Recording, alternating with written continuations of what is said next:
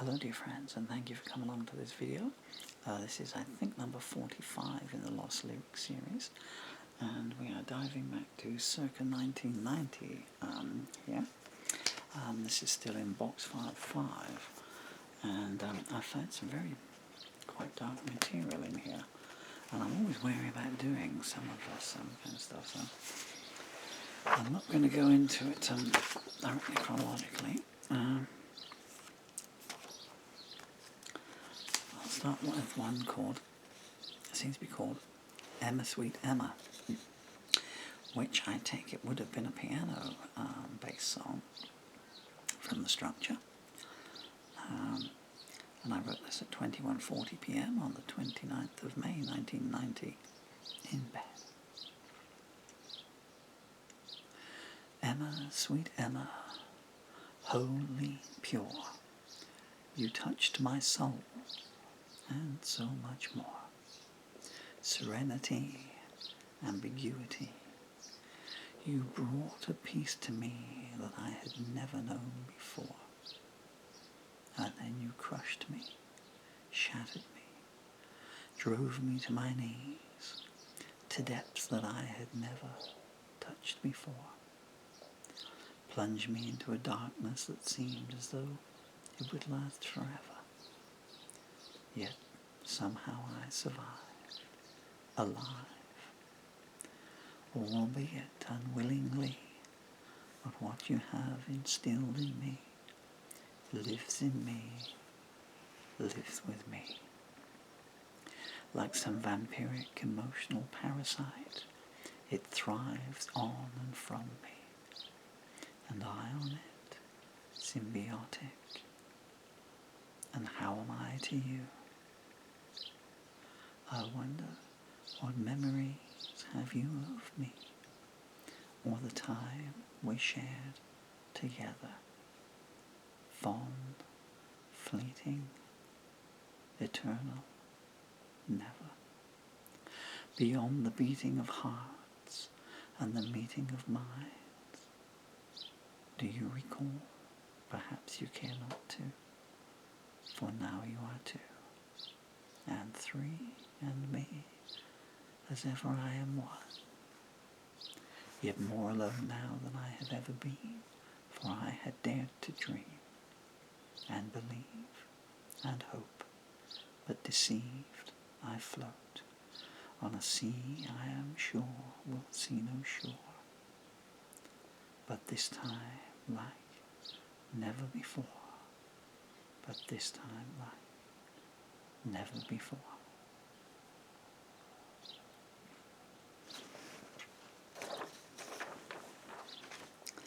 And then the next one, the next one is really taking me by surprise here. Not just that it has been lost for 33 years.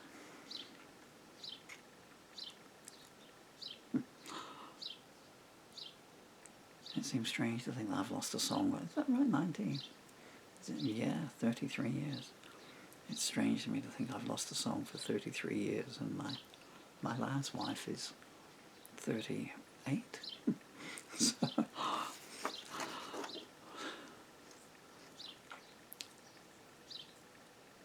mind you, I mean, that's 33 years. I've got things in the fridge older than that, so, you know.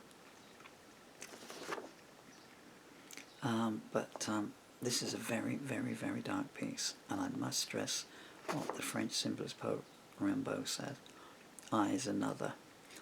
So this is a protest song or a social commentary song. I may know the person that I'm writing this as, because this may well be, again, I'm shooting in the dark here, but most of my stuff has got something in there, and it's like if someone, when I pick these lyrics up, it's like if someone comes to you and shows you a photograph that you haven't seen in 33 years, you know, when you're at a dance and you've completely forgotten all about it, and you go, oh, I remember that night, that was the school dance, or, you know, that was Fred's leaving party or whatever, yeah, I remember that dress, and it brings it back to you. And that's what happens here. I have to be careful, even though it's 50 years now. What am I? 62 now. More than 50 years on the estate where I grew up. What is in here happened, and we lived there, and, you know, one didn't know what was going on there in those days, of course. I used to come out in the child in Ilminster, and there would be Mr. X. I don't know if they still do that now, I don't suppose they do. But, you know, everyone knew who he was and what had happened. And so, I stress that the I, well, obviously the I in this song isn't me, because I never had any children in 1990.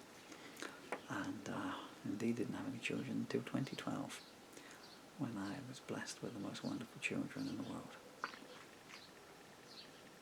It's very strange to find this on a day, to find this now for the first time in 33 years, on the very day that I had to take a call from Children's Social Services today, and someone had contacted them and reported something that happened to two children that I know in the town where they live sometime last week. Kind of spooky. I never win the goddamn lottery.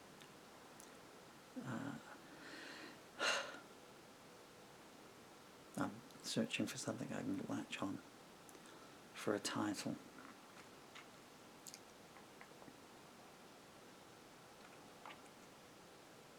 I'm going to call this The Indefensible.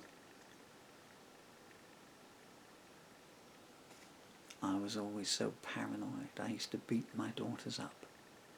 I got such a kick from it, I never knew when to stop. I got a buzz on violence. I loved the smell of fear. Make sure the windows are double glazed. We don't want the neighbours to hear.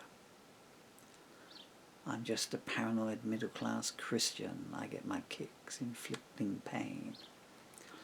I need some close attention, but she never would listen, so my children got to take the blame. I know I'm not the only one. I've seen all the statistics. But is it something sexual, or am I just sadistic? I know deep down that I am ill, but I don't want the cure. Fright's the drug that I'm hooked on, and I can't wait to score. I wonder if the family know what happens behind the blinds. I'm so sorry, guys.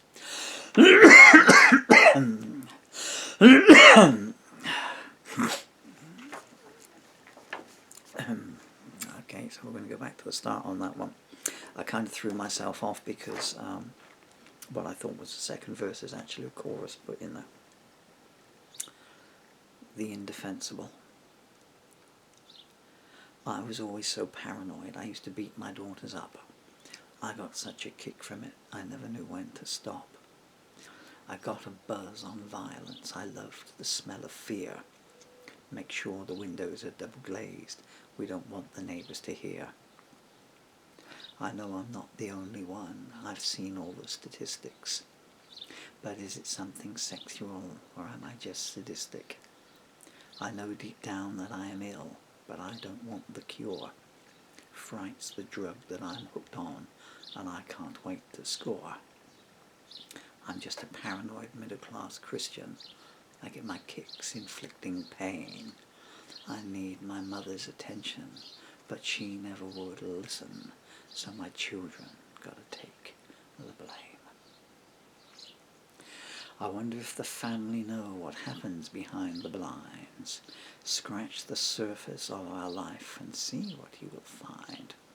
Girls with knives beneath their pillows, fearing for my tread. Bruises on their arms and legs, young eyes filled with dread. You can't understand, you know, these things must be done. Don't blame me for what I do, blame my mother's son. Feel their flesh receive my fists, ooh, that's such a kick. I know that some might think me strange, that others think I'm sick. I'm just a paranoid middle-class Christian. I get my kicks inflicting pain. I need my mum's attention, but she would never listen, so my children gotta take the blame. One day they will be adults, and then they will both be free. With no restraints upon their minds, they won't want to know me. When they grow up, I'll come to see, although by then too late. The daughter's love that I should have has been bought out by hate. I'm just a paranoid middle-class Christian. I get my kicks inflicting pain.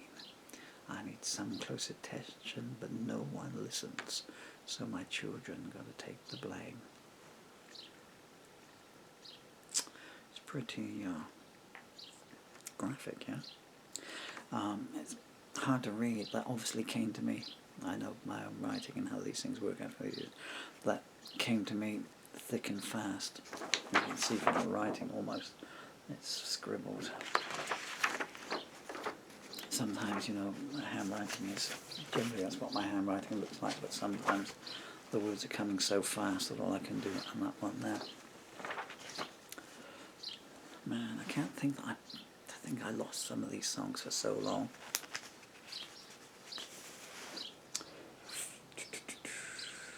This is an unfinished piece.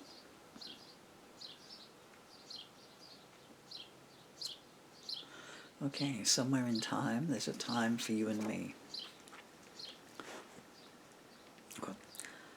Some of my songs are only unfinished by dint of the fact that my songs are normally so long, you know. So, I mean, if you put a chorus or a middle eight to this, you would have someone else's song finished, you know. Anyway, somewhere in time, there's a time for you and me. Don't look for me in the morning, because I won't be there. My head won't be lying on the pillow next to you. I'm giving you a warning, you'd better heed it. I know it's time to walk away. Now there's nothing left to say. But somewhere in time, there's a time for me and you. I can feel the shadows of your questions falling on me. If I had an answer, I'd have given it to you.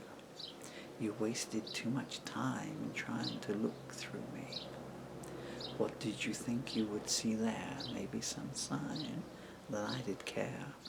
Well, somewhere in time, there's a time for you and me. I can feel the chorus coming along to me now. Somewhere in time, we'll find our place. Somewhere in time, today will be replaced. Somewhere in time, we can start again. Somewhere in time, we say goodbye to all this pain.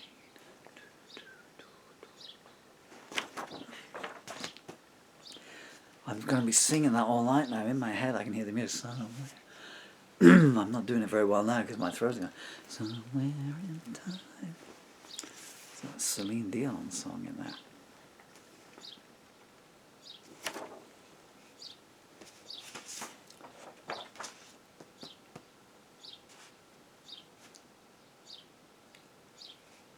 Is this one of the ones I've done before? Yes, that is. I think that's one of the ones I did the other day. That is the start of a song that I know has been finished. A cold breeze autumn day, children no longer keen to play, lovers have to court indoors, future planned, still unsure. The aging shiver in their beds, sheets pulled tightly to their heads. And the lonely gaze out of their window and sigh. Now they're all as empty as I. So that's actually the original. I don't know whether I was just recalling it then to come back up, but that is that's a song called Christmas Die, D-I-E, that I wrote on Christmas Day 1982 in my bed set. Wow, what have we got here?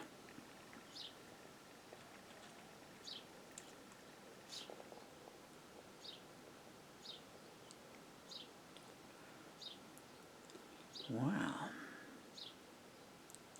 So this seems to be, some of this is the original lyrics to While a Bridge is Burning, while businessmen draw bayonets to paupers by their side, and Samaritans reveal their plans, prepare to take their leave. So, but that's not how it goes. So this is the original. Now this seems to be the original words to While a Bridge is Burning, and it's got numbers down the lines there. I don't know if you can see that. And so it looks like I've written it out, and then that is line number 1, that's line number 2. But that's not how the song goes in any case. While businessmen draw bayonets, the man side, for those who live inside. Swayed by time or tide, and in the distance another bridge is burning. That's right, while solitary also rounds pay heed to sunset's smile. I'll look at that later just in case there's any, because it won't mean anything to you unless you go back now, find the video where the studio version of While a Bridge is Burning is too. I should love to do that, but it's like 3 pages long. What have I got here? This says double with Leone. Leone. Who's Leone?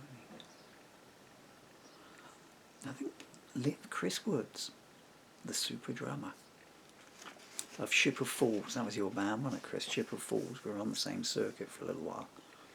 What was that? The Stars Lane Yuppie Bar, they used to call it. Wasn't it? The Stars Lane Bar. You used to play there, and I did not go down well there. Yeah, Chris would go in and do all the standards, and I don't know, maybe some Rick Astley, I don't know. Chris was a drummer, and he was a superb drummer, and a really, really lovely guy. We were never particularly close, but I always liked him, and he was good company. But, you know, we only gelled a little bit and stuff, you know. He was, well, he just liked the high life, and I was more at home in the gutter, you know. Even when I had a lot of money in the early 90s, I was always happier in the gutter. Someone once said to me, the inside of your head is always a garret in Paris. Yeah, it is, yeah. So, and we used to work together in the day as well, sometimes as well. I believe he ended up on a cruise ship, but not as a drummer, as a what's the feet guy? Podiatrist, is it? But he was always kind of into that. I mean, he's trained as a professional masseuse. Magic fingers, lad. Right, so I guess this is called Leone, I don't know. While I've looked in your eyes and I've seen paradise, and I've held all I had in my hands, I've studied the lessons and answered the questions and protected my past with my plans. While I've stared in surprise as the priest eulogized and cried with disgust and despair, I've pondered the virtue of dreams that desert you and fallen from grace and not cared. While I've buried my pride somewhere so deep inside, do-do-do-do-do-do-do-do. I don't give to receive, I don't need to believe, and I don't give up hope till the end. I don't live in the past, I don't care who comes last, and I don't wear a mask for my friends. I've offered you reasons for your deeds and your treasons, and returned all your questions in peace. I don't see black or white, think you're wrong or I'm right. I just want all the heartache to cease. I kind of want to do that now. I can imagine Woody doing the drums up. I'm not sure what this one here is. It just looks like it might have been a Performance Pros, because it's very dramatic here. I don't know if it's possible to read it, but well, I just read it. It's certainly possible to read it because it's written in words, and I know how to read words, and even now I still know how to pronounce some of them. So I was a recycling man coming along. Man, I had to, in amongst these lost lyrics. Did I start this file by showing you the ones that I found on top of the wardrobe, or was that the previous lost lyric video? I found some more lost lyrics today on top of the box files that I've already found up on top of the, I forgot to turn the recorder off. I'm now recording Captain Underpants, which my children like, but I like to have them on separate files. I had to throw out, I didn't have to, well I do have to throw it out because, you know, it's all going to go, it's strange to die alone, you know, and, you know, I'm not going to make it for my children to get this stuff and be given this stuff, which is why I make these videos, and which is why I do the backstories on some of them, which frustrates some people who just say, we love the sound of your voice, can you just do the straightforward reading?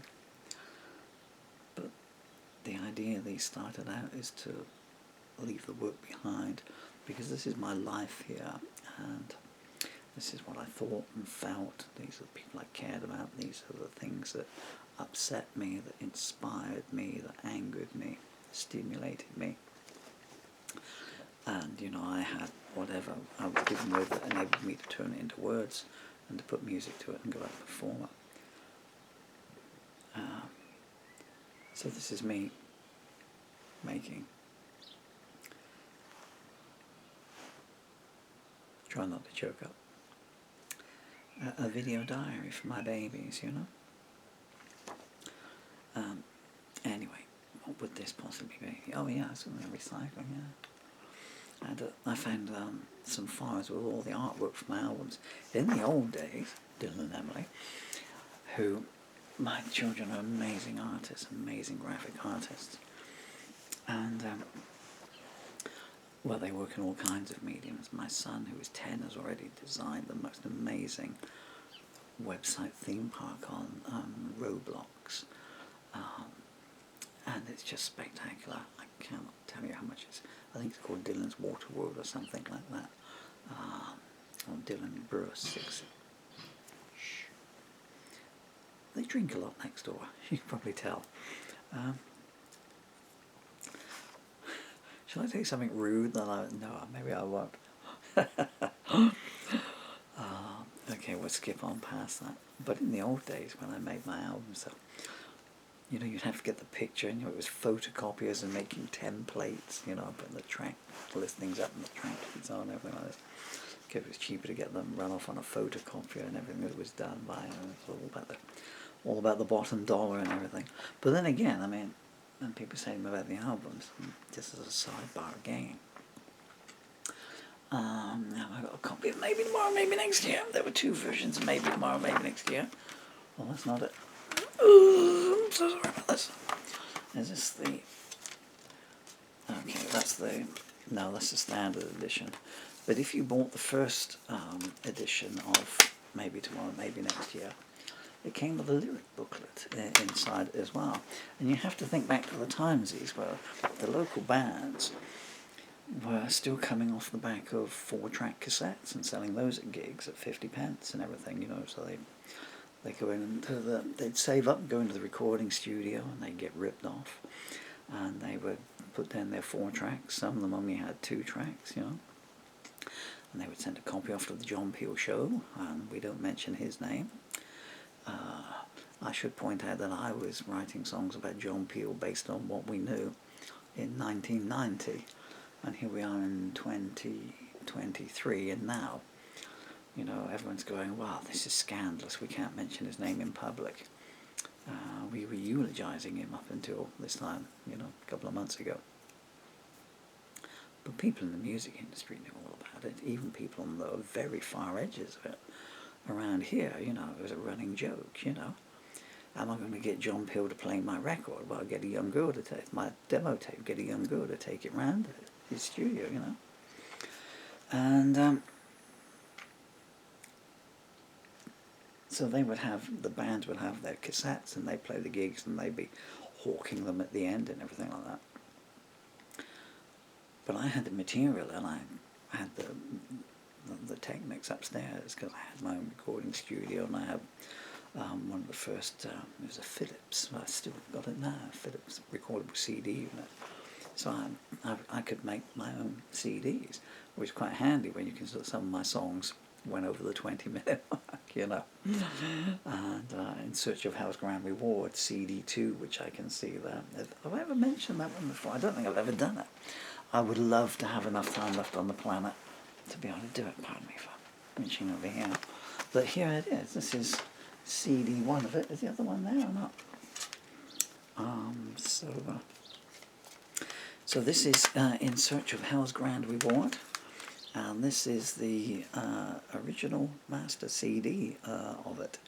And if you look at the track listing, and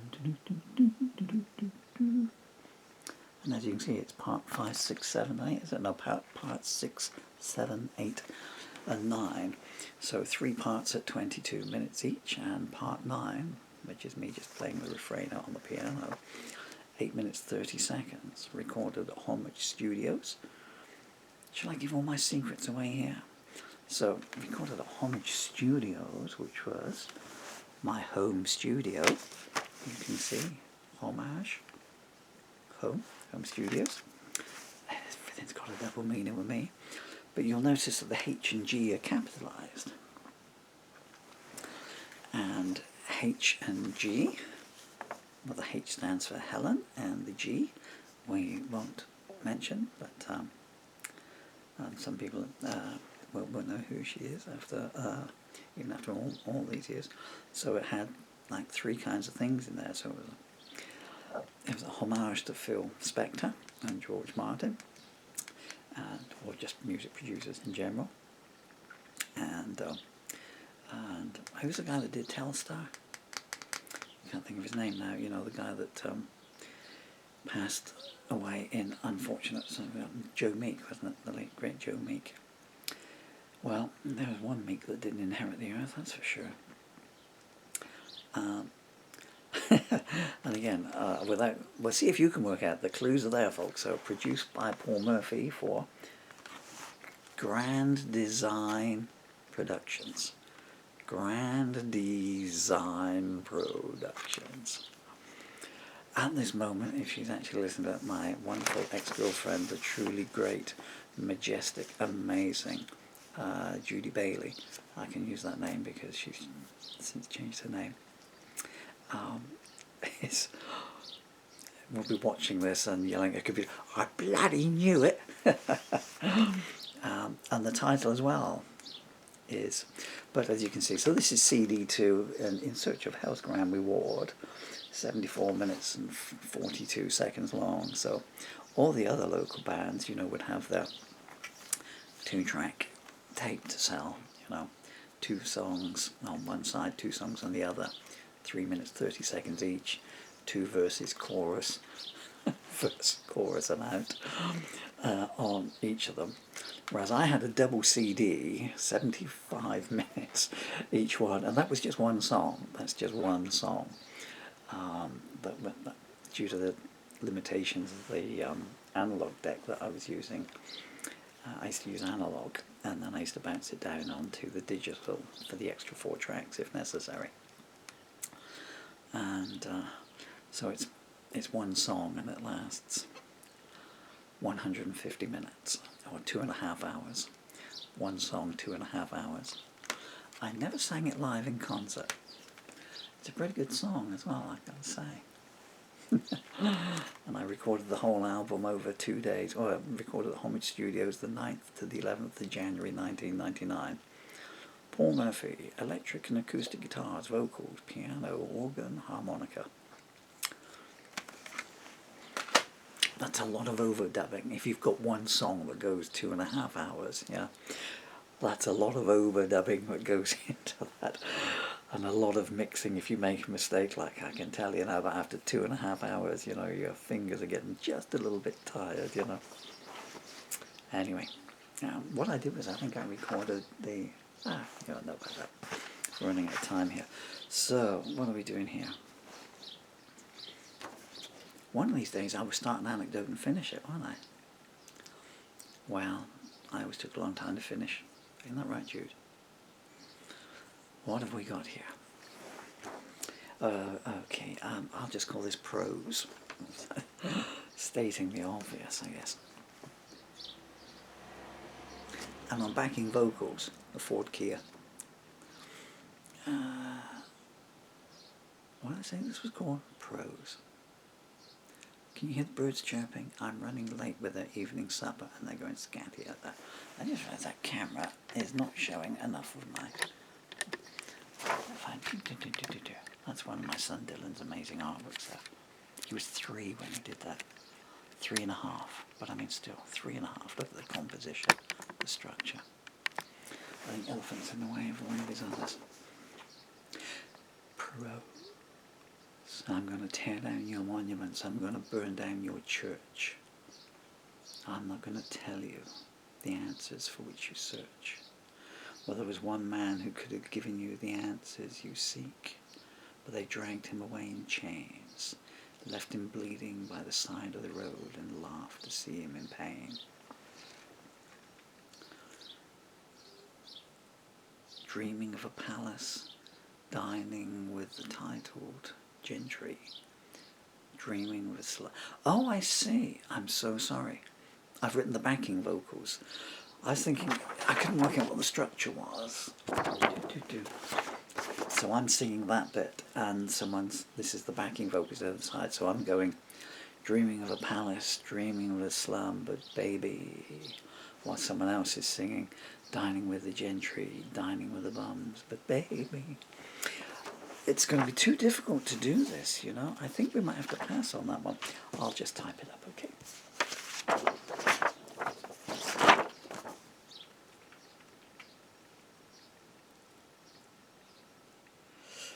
Okay. I laid on the line and looked back at the past. I thought about tomorrow for the first time in years. I could see a light shining in the darkness at last. I could replay my memories without any tears. That's another one I'd like to finish.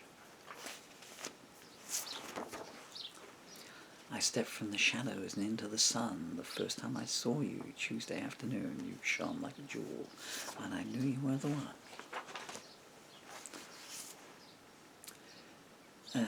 You love to see me bleed.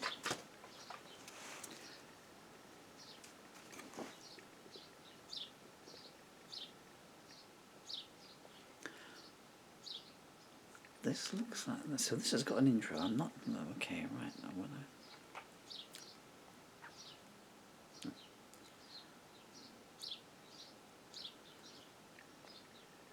yeah, I think some of these really need to be typed up. There's just lines missing out. That normally means I had two going round in my head, and I'd walk away from it a day and come back to it and let whichever one fell into place when I read it spontaneously. But of course it's not yesterday. This is yesterday to 33 years ago. It doesn't say that. Well, here you come again, asking me where I'm to, smiling with your mouth, but not your eyes, wanting to know where I've been and what I'm going to do. Don't think I cannot see behind your lies, and if I told you the truth, you'd only be surprised. You question everything I do, you're always asking why, then get upset when I avoid your inquisitions. You say you can't make me out, but you've never tried. You're all caught up in your own superstitions. You talk behind my back and then you swear you don't. I'm quite tall for someone only born yesterday. You're on my trail again, like a shadow I can't lose. Are you afraid I might send you all away? I think that'll have to be called You're on My Trail Again, brackets, like a shadow I can't lose. Hey, dear friends, we are out of time. Well, that's a shame because it's got a nice finished song coming up. Tune in for chapter 412. Thank you so much for your time, patience, company. I've enjoyed being with you, and Dylan Nemley, Daddy loves you.